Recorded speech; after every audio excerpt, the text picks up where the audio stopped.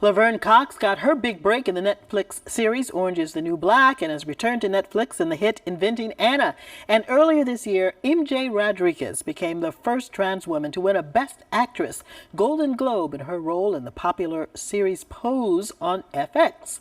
Trans actors have been opening doors in show business, but have gender nonconforming people fully arrived in the world of performing arts, or is there still progress to be made?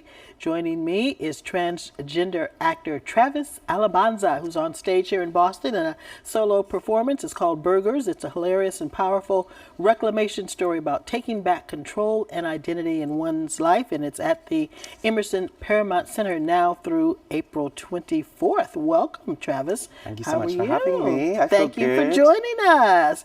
So tell us a little bit about Burgers and what inspired you to write it and perform it. Right, so although this is Burger's US premiere, we've been doing the show for about 4 years now. It's been touring UK and Europe, and it's a cooking show basically, where I make a burger live on stage with a random volunteer from the audience every night, and the only requirement of the volunteer is that he has to be a white man.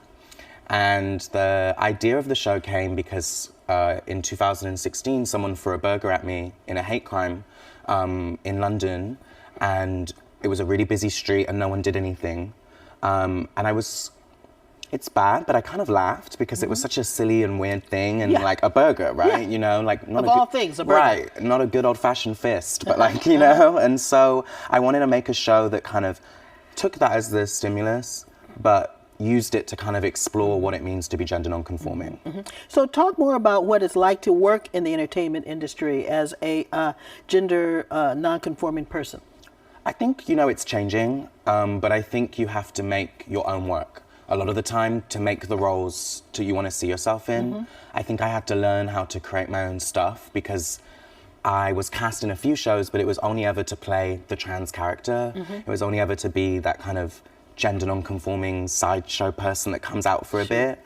And so I think it's a lot of grafting, but that's kind of the industry for everyone too. Yeah, so you still feel that there's a lot of discrimination or misunderstanding in the performing arts? Right, yeah, I think there's a misunderstanding, and I think it's weird because we assume the performing arts is going to be this kind of safe haven, but I would say people still have ideas about like who we can be and who we can't be, and that's affected like how we see ourselves on stage, you know. What would you like to see change in the industry? How do you think the industry can change? I want to see, I mean, it's happening. It's definitely happening. In the last 4 years, I've seen such a shift. But I want to see more of us in the decision making, not just, you know, brought on. I want to see us in the writer's room. I want to see us directing. I want to see us producing, because that's when we have the power to make the creative choices, you know?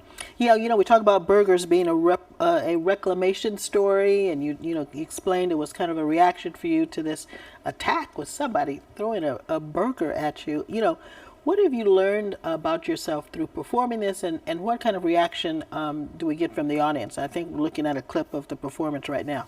Oh, yeah, well, I think, I can't look at it. I think, you know, the reactions have really changed. It's a really risky show because it's different every night, because I bring someone from the audience. And, you know, doing the show in Berlin is different to doing it in Boston, different to doing it in Sao Paulo. But I think the show makes me feel really hopeful, because the audience aren't all the same. We're from very different places, and through like laughter and hearing stories, at the end it does feel like we're in it together, and so it makes me feel hopeful. Travis, do you notice any difference though in people's reactions from Berlin to Boston in terms of, you know, how the audience may reflect the politics of the city that you're in? Definitely, and I think that, well, I mean, yesterday for the first time doing the show, I heard there's a bit at the end where someone has to read something out. It was a thick Boston accent. I was so happy. I didn't know that when I picked them, but when I picked them and I heard their thick Boston accent, I was like, yes. But I think that, yeah, I would say that some cities tend to think they're more liberal, and so they actually come with a lot more stuff to work for in the show than actually, like, we just did the show in Blacksburg, Virginia. And when I say that, everyone has these assumptions of how it may be. But I think because they had never seen anything like it, they came ready to just take it in. Whereas I think the audiences that maybe have read some of the books or know some of the language actually take a bit longer to, like, chip away at, you know. Now, you talked about the Boston accent. We have to give a shout out, because you told me before we started that this is a return to Boston for you. Yes, yeah. So what's your shout out? Yes, my shout out is to Always Breakthrough, the teaching group here. I was lucky to be a teaching fellow at Breakthrough, Cambridge Ridge and Latin, for 2 summers here, teaching, students art and social studies.